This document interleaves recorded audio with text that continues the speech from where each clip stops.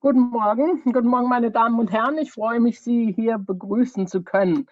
Wenn Sie mich jetzt nicht verstehen, dann werden Sie Probleme haben mit diesem Panel, weil dieses Panel ist auf Deutsch. If you don't understand me, this panel will be in German, so you might want to reconsider and go for a coffee or something.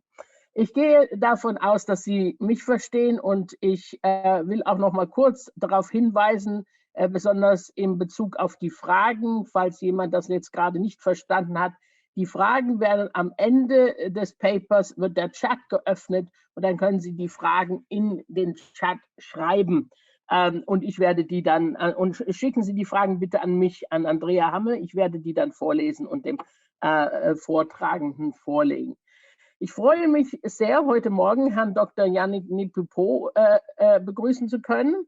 Herr Nipipo hat deutsche Sprache und Literatur an der Universität Yaoundé in Kamerun studiert und er hat seine Doktorarbeit an der Universität Trier geschrieben. In seiner Doktorarbeit geht es um die Position eines jüdischen Schriftstellers in der deutschen Literatur. Und das hängt natürlich jetzt auch mit seinem Vortrag zusammen. Also wir freuen uns sehr. Er unterrichtet jetzt Deutsch als Fremdsprache und er schreibt gerne wissenschaftliche Vorträge. Das ist schön, wenn man so hauptberuflich als Wissenschaftler arbeitet, dann schreibt man manchmal nicht gerne wissenschaftliche Vorträge. Aber ich freue mich sehr, Sie begrüßen zu können. Und ja, bitte, Herr Nipipo. Ja, danke, dass Sie mir also das Wort erteilt haben. Ich werde also zuerst einmal meine Präsentation hochladen, unter Bildschirm freigeben. Für mich irgendwie einmal möglich. Ja, ich suche also gerade die PowerPoint-Präsentation, die ich hochladen will. Mhm. Einen kurzen Moment. Ja, das ist kein Problem. Das dauert immer einen kleinen Moment.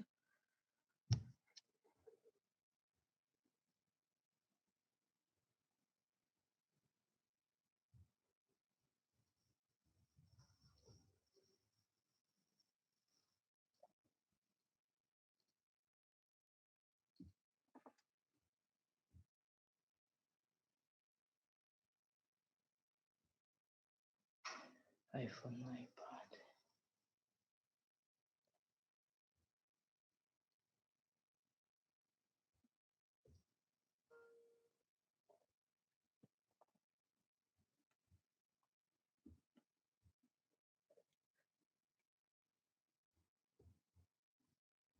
Jetzt funktioniert das Gleiche.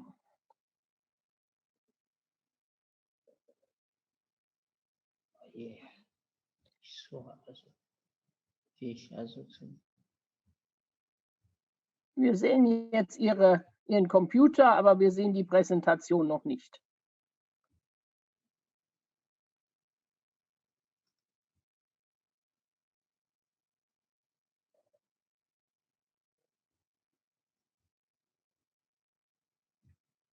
Können Sie jetzt sehen? Nein, wir können nur Ihren Computerscreen im Moment sehen, den Screen Ihres PCs, aber noch nicht die Präsentation. Sie müssen vielleicht noch was aufmachen oder Sie sind dabei, Sie teilen die falsche Seite. Das könnte auch sein, weil im Moment sehen wir nur ein paar Ja, jetzt sind wir da. Okay, gut. Es geht also um Ambivalenz und Erzählen, denn in dieser Präsentation möchte ich also zeigen, wie zwei Autoren der zweiten und der dritten Generation das Bild des Vaters, also von dem Bild des Vaters, also erzählen und wie sie Ambivalenz erzeugen. Okay, zuerst werde ich also kurz das Wort Ambivalenz definieren. Es geht also um eine unauflösbare Spannung zwischen gegensätzlichen Gefühlen und Vorstellungen. Das ist eine Spannung, die eine gewisse Unvereinbarkeit zwischen Aussagen und Handlungen aufweist. Und in einem narrativen Text, denn ich befasse mich also mit zwei narrativen Texten, um die Unvereinbarkeiten zwischen Figurenrede und Erzählerbericht. Und die Ambivalenz der Vaterfigur, es geht also hier um die Ambivalenz der Vaterfigur, die ihren Niederschlag findet in dem diametralen Gegensatz zwischen dem Gesagten der Vaterfigur und den Kommentaren der Erzählinstanz. Das ist also bei Dimitri Kapitelmann das Lächeln meines unsichtbaren Vaters und in den Erzählerberichten bei Barbara Honigmann. Das heißt, die Kernfrage, die hier gestellt wird, heißt also, wie erzeugen die beiden Autoren die Ambivalenz in der Auseinandersetzung mit der Vaterfigur oder welche literarischen Mittel setzen sie ein, um den Vater Ambivalenz erscheinen zu lassen? Ich werde mich also hier auf die Kategorien von Gérard Genette ich werde also hier zurückgreifen auf die Kategorien von Gérard Genette aus seiner Narratologie, nämlich also Fokalisierung, autodiegetische Person oder transponierte Rede. Okay, zuerst, worum geht es also bei Dimitri Kapitelmann? Es geht also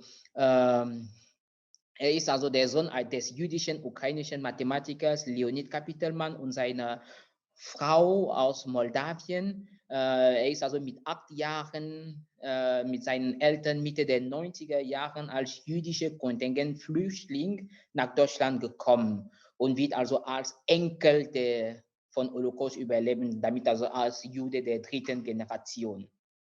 Und in seinem Roman geht es also um eine Reise mit seinem jüdischen Vater nach Israel mit dem Zweck, den Vater besser zu verstehen, sowie die vermeintlich versteckte jüdische Seite in ihm zum Vorschein zu bringen. Ne? Der Vater hat sich also nämlich weder in der Ukraine, wo er herkommt, noch in Deutschland, wo er als Kontingentflüchtling galt, heimisch gefühlt. Und zwischen also den Vorbereitungen der tatsächlichen Reise erfährt der Sohn über vielfältige Widersprüche im Leben seines Vaters, vor allem im Zusammenhang mit seinem Judentum. Okay, wie erzeugt also er die Ambivalenz? In dem Roman wird also die Aporie zwischen den Ebenen der Diskurs und der Histoire, vor allem durch die Anwesenheit eines allwissenden Erzählers, verstärkt, der dem Leser die Widersprüchlichkeiten im Leben des Vaters sichtbar zu machen versucht. Die Tatsache ist hier offenbar, die Ambivalenz resultiert zum größten Teil aus den Interventionen des Lesers, in den meisten Fällen in eine Bienenerzählung. Denn man unterscheidet also hier zwischen einer Bienenerzählung und einer Rahmenerzählung. In der Rahmenhandlung, in der das Leben des Vaters und damit seine Erlebnisse und Urteile vor allem aus der Perspektive des Vaters reflektiert werden. Und dann wird also eine Bienenhandlung gebildet, deren Funktion besteht, die Aussagen des Vaters in der Rahmenerzählung zu widerlegen oder deren Inkongruenz zur Schau zu stellen. Der Erzähler versucht also, die Ereignisse und Diskurse der Rahmenhandlung in ein Kontrastverhältnis zu denen der Bienenerzählung zu stellen. Insofern soll also die Bienenerzählung eine korrelative Funktionalisierung erfüllen. Okay, das ist also das Beispiel, wenn zum Beispiel, die Reaktion, beispielhaft ist also eine Szene, in der der Erzähler seinen Vater um eine Reise nach Gaza bittet. Und die Reaktion des Vaters ist in der direkten Rede und das bringt also ein Stereotyp über die Araber zum Ausdruck.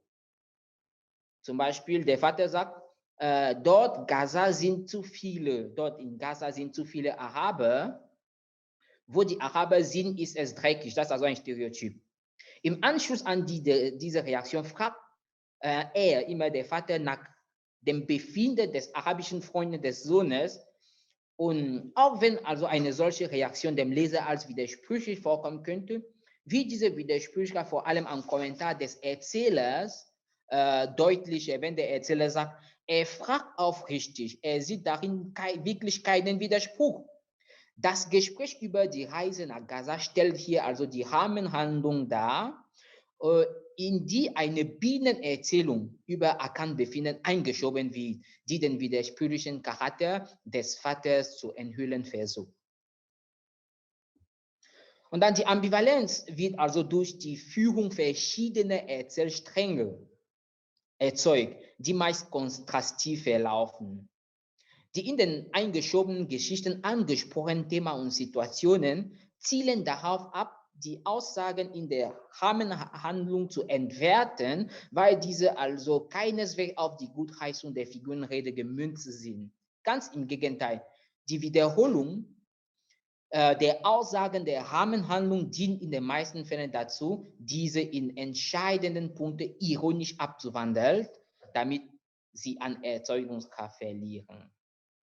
Außerdem widersprechen sich also zumeist Figurenrede und Erzählerbericht aus persönlichem Interesse des Erzählers. Der Erzähler wechselt nämlich zwischen Nullfokalisierung und interner Fokalisierung, um die Ambivalenz andeutlich zu erzeugen. In den Dialogen zwischen Vaterfigur und Erzähler stellt sich letzterer als Figur dar, die den Eindruck vermittelt, nicht mehr als das zu wissen, was der Vater sagt.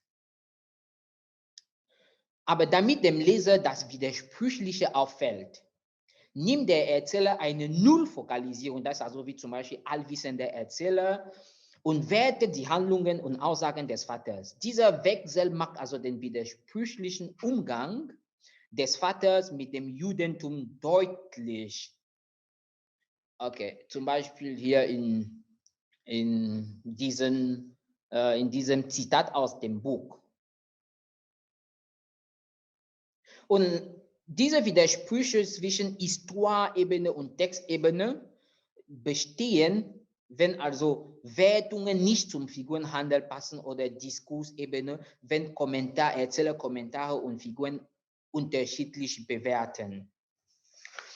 Solche Widersprüche machen also in gewisser Hinsicht die Erzählstrategie des Romans. Das heißt, es gibt also immer einen Unterschied zwischen Erzählerrede und Figurenrede und die Führung also verschiedener Erzählstränge. Und die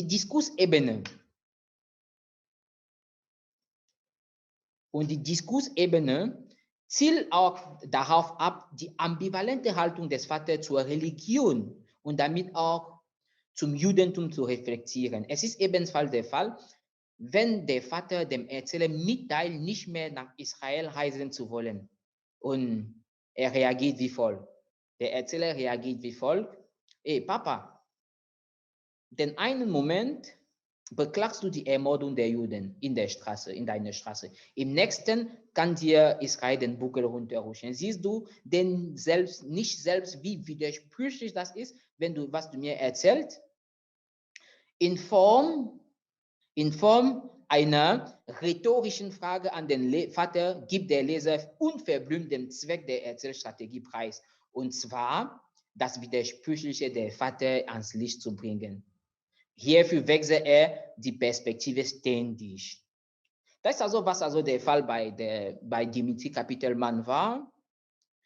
Das Ziel einer solchen Erzeugung ist jedoch in den zwei Werken nicht das gleiche.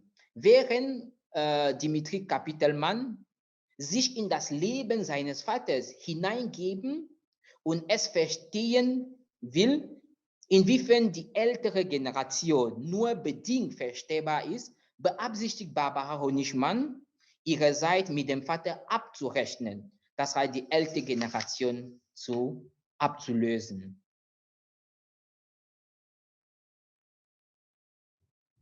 Gut, bei Barbara Honigmann, Vater-Tochter-Beziehung als Erzeuger von Ambivalenz in eine Liebe aus Nichts. Barbara Honigmann, für diejenigen, die sie nicht kennen, ist also Tochter jüdischer Eltern, welche die Zeit des Nationalsozialismus als Emigranten im britischen Exil überlebt haben und 1947 nach Berlin zurückgekehrt sind, um beim Aufbau eines neuen Deutschlands mitzuwirken. In ihrem Roman erzählt sie also von dem Lösungsprozess einer Tochter vom verstorbenen Vater, der einst ein überzeugter Kommunist war und von dessen Ideologie sich die Tochter abzuwenden versucht. Dafür bildet sie also einen Vater ab, in dessen Leben Widersprüche stets geherrscht haben, welche eine normale Beziehung zu seiner Tochter unmöglich machten. Elisabeth Liene analysiert also die Sprachmittel, die widersprüchliche Figuren verraten können. Dabei nennt sie also das Paradoxon. Und davon macht die Erzählerin Gebrauch, um die Handlung ihres Vaters widersprüchlich wirken zu lassen. Wenn sie zum Beispiel sagt, die Erzählerin, anstelle seiner eigenen Lebenserinnerungen, hier ganz unten, schrieb er ein paar Biografien von Leuten, die ihn möglichst unähnlich waren und die ihn überhaupt nicht interessierten und veröffentlichte sie in einem Verlag, den er wegen seiner sonstigen Publikationen verachtete. Ein Paradoxon liegt in diesen Aussagen vor. Warum? Auf den ersten Blick mag es so scheinen, als sei das Handeln des Vaters widersinnig und absurd. Ein Sinn kann sich jedoch hieraus ergeben. Weil er Biografien von Leuten schreibt, die ihn nicht interessieren, ist es in hohem Maße sinnfällig, dass solche Lebensgeschichten in einem vermeintlich despektierten Verlag erscheinen. Jedoch ist die Art und Weise, wie das Paradoxon und damit die ambivalenten Entscheidungen des Vaters erzeugt werden, von besonderer Relevanz. Die Erzählerin geht davon aus, dass die Beschäftigung mit dem Leben eines Menschen von der Geburt bis zum Tode eine besonders mühsame Arbeit darstellt für jemanden, der sich nicht für die beschriebene Person interessiert.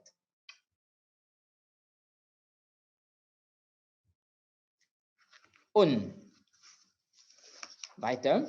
Und für die Erzählerin, sie macht deutlich, inwiefern Unvereinbarkeiten zwischen dem Gedanken und den Bewertungen und dem Handeln des Vaters existiert haben. Nur so vermag sie die Sympathie des Lesers zu gewinnen, sowie dessen Verständnis für ein Leben weit vom Leben der überlebenden Generationen. Indem sie die Entscheidungen und Handlungen ihres Vaters als widersprüchlich erscheinen lässt, bezieht sie eine mehr oder weniger klare Position gegenüber einer Generation, die es nicht geschafft zu haben scheint, eine unvoreingenommene Kommunikation mit der nachfolgenden Generation herzustellen. Es handelt sich also in diesem Sinne um Distanz und Abrechnung. Und eine solche Distanznahme zur Vaterfigur zeigt ebenfalls auch der Perspektive der Erzählerin eine ambivalente Liebe zu ihr. Ihr Vater, laut der Erzählerin, in ihrer letzten telefonischen Kommunikation mit ihrem Vater, fühlt sie sich also zum Beispiel verletzt, weil sich dieser weniger für sie interessiert als für eine seiner multiplen Frauen. In einer Mischung aus indirekter Rede und direkter Rede erfährt der Leser, wie die Erzählerin die Vaterfigur zum Schweigen bringt und lediglich ihre Kommentare als Beweis für die widersprüchliche Liebe ihres Vaters zu ihr zur Verfügung stellt. Hier zum ersten Mal hörte ich seine Stimme. Und in dieser Passage haben wir also eine Unterhaltung zwischen Tochter und Vater. Und das Auffällige ist hier Folgendes. Die Aussagen des Vaters sind in der indirekten Rede infolge einer grammatischen Verschiebung in den Konjunktiv und der Verwendung der dritten Person wiedergegeben. Und das bewirkt also eine Distanzierung von der Vaterfigur, während in derselben Wiedergabe die Aussagen der Erzählerin in einer Art direkten Rede ohne Anführungszeichen aufgeführt werden. Hiermit soll also der Leser klar unterscheiden, welche Aussagen zu wem gehören. Okay.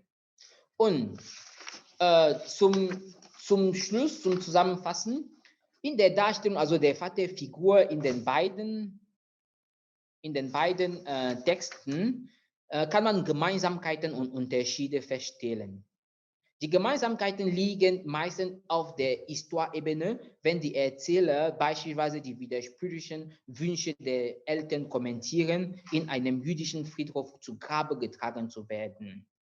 obwohl sie das Judentum längst abgelegt hatten. Allerdings sind Unterschiede auf der Diskursebene zu verorten, wenn bei Barbaro nicht mal zum Beispiel die Erzählperson nicht die Vaterfigur zu Wort kommen lässt und ständig eine Nullfokalisierung einnimmt. Im Gegensatz dazu führt der Erzähler bei Dimitri Kapitelmann verschiedene Erzählstränge an, in denen der Vater in einer Rahmenhandlung von sich erzählt und der Erzähler in einer weiteren Bienenerzählung die Aussagen des Vaters entwerten und sie als widersprüchlich abtun. So erzeugen beide Autoren die Ambivalenz bei der Auseinandersetzung mit der Vaterfigur. Ich bin also am Ende meiner Präsentation gekommen und ich danke Ihnen für die Aufmerksamkeit.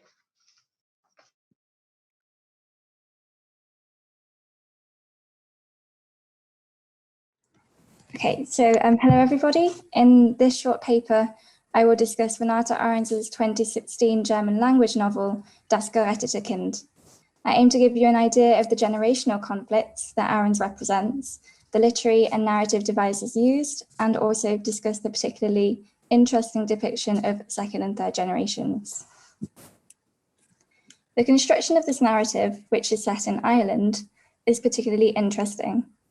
The reader is given an insight into the lives and consciousness of three different women, so three different generations in the same family. So for clarity, here are the three women. We have the grandmother, Irma, Irma's daughter, Leah, and Leah's daughter, Rebecca. The narrative perspective is constantly changing, indicated to the reader through headings that switch every couple of pages between Irma, Leah, and Rebecca. By using such a narrative perspective, the book gives a fascinating insight into the challenges faced by each generation, their relationships, and the problem of miscommunication. In short, the story is about how these three women have been impacted by the Kindertransport. Irma, at the age of 12, was placed on a Kindertransport and was separated from her parents and her best friend, who she promised never to leave. Her best friend's name was Leah, without an H, and it's therefore interesting to consider why Irma then decided to name her daughter Leah with an H. Irma refused to talk about her experience, and her daughter, Leah, second generation, was warned by her father never to ask her mother what had happened. She was told, "Frag sie nicht, frag sie nie." Don't ask her, never ask her. And this topic of Irma's past became a family taboo. Recent scholarship has revealed how the upset and dislocation faced by refugees is often transferred in some way to the following generations. This is also apparent in this Kindertransport context. Wolfgang Benz, writing in 2003, suggests that das Trauma der Trennung gehört zum Schicksal der emigrierten Kinder und hat oft auch noch die nächste Generation erfasst. Andrea Hamel, writing in 2019, explains the parent-child relationship was irretrievably changed by the events of the Holocaust, and this often affected the Kindertransportees' own parenting. In the novel, Irma's unspoken experience causes a rift between herself and her daughter. Leah, who has felt unloved and unwanted since her childhood, wonders why her mother is so unapproachable and distant. When growing up, Leah also preferred to remain silent. Ich aß und schwieg. Ich war zu klein für diese Gespräche. Und später, als ich nicht mehr zu klein war, schwieg ich noch immer, weil es sonst doch nur Widerstreit gegeben hätte. Irma's unwillingness to speak is accompanied by a reluctance on the part of the second generation to ask questions. Indeed, Ruth Selwyn's study on the second generation suggests that a fear of triggering a parent's overwhelming pain prevented many children from asking about their parents' Holocaust past. This is something that Arendt also depicts in her novel. Perhaps because Leah did not want to upset her mother by asking questions, Irma considers Leah to be cold and hostile. There's a clear resentment here, which may be explained if we consider how Leah's name must be a constant reminder of Irma's lost childhood and the distressing separation from family and friends. Leah's relationship with her own 18-year-old daughter is similarly strained.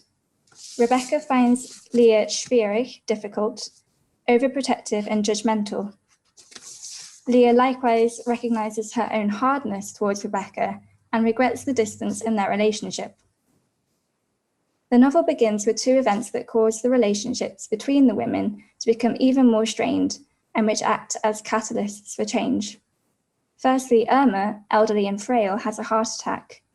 This reminder of her mortality causes repressed memories of her childhood to return to her. Throughout the novel, she must come to terms with her past and the events that she has never spoken about aloud. The second catalyst is the fact that 18-year-old Rebecca has fallen in love with a German exchange student. He has invited her to visit him in Hamburg.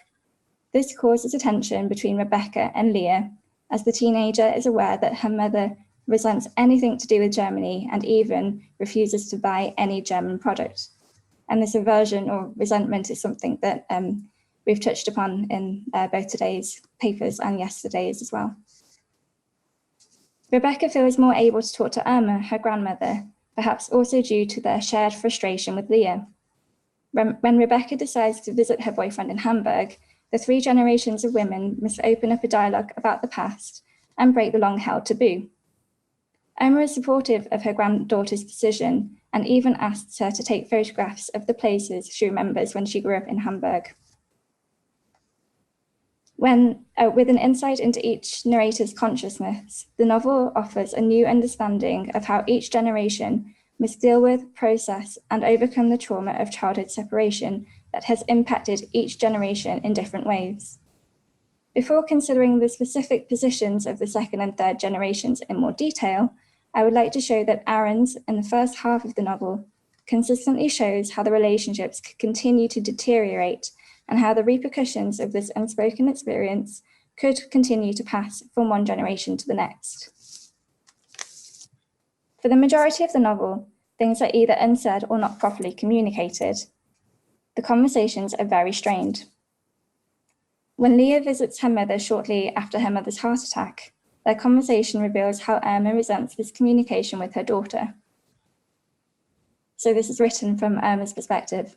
Ich schließe die Augen, will Leahs beklommenen Blick nicht sehen. Irma? Wie geht es dir? Ich bin erschöpft. Du hast bestimmt furchtbare Schmerzen gehabt. Ja. Was für ein Segen, dass Jeremy bei dir war und sofort etwas unternommen hat. Das kann man wohl sagen. Hier bist du bestens aufgehoben, oder? Scheint so. Kann ich etwas für dich tun? Nein. Ich wünsche dir gute Besserung. Danke. Bis bald. Die Tür fällt ins Schloss. Ich mache die Augen auf. Leahs Geruch hängt noch in der Luft. Seit Jahrzehnten benutzt sie dieses Eau de Toilette, das nach Zitronen riecht. Ich werde die Krankenschwester bitten, zu lüften. Leah tries to engage with her mother and empathize with her, but she is blocked by Irma's short answers. With her eyes closed, Irma shuts off as many modes of communication as possible. As Marilyn Moose's study also reveals, the second generation has previously commented on how parents often, quote, shut the verbal door to the past, end quote. Worryingly, the family taboo, which has caused a distance and a lack of affection in their relationship, also threatens to have a similar effect on Leah's relationship with her own daughter. After Rebecca decides to go to Germany and Leah injures her back, Leah feels betrayed by her daughter, who is adamant that she will not postpone her trip. Ahrens creates a parallel between these generations as seen in this episode. And in this episode, it's Leah that's bedbound and Rebecca who's trying to offer help. So this is from Rebecca's perspective. Ich öffne die Tür, erwarte Leahs strengen Blick. Sie hat die Augen geschlossen. Kann ich etwas für dich tun? Nein. Ich habe das entzündungshemmende Schmerzmittel aus der Apotheke geholt. Du sollst es nach dem Essen einnehmen. Lege es auf meinen Nachttisch zusammen mit einem Stück Brot. Ich könnte dir dazu einen Teller Möhrensuppe aufwärmen. Keinen Appetit. Ich bringe Leah das Brot und die Tabletten. Ihre Augen bleiben geschlossen. Muss sie so mit mir umgehen? Eigentlich habe ich nichts anderes erwartet. Through mirroring this behavior and creating parallels between the generations, Ahrens establishes the question of whether this intergenerational conflict and impeded communication is set to continue. Before taking a look at how the third generation has the potential to disrupt this pattern, I would now like to summarise the different positions and struggles of the second and third generations as presented in this novel.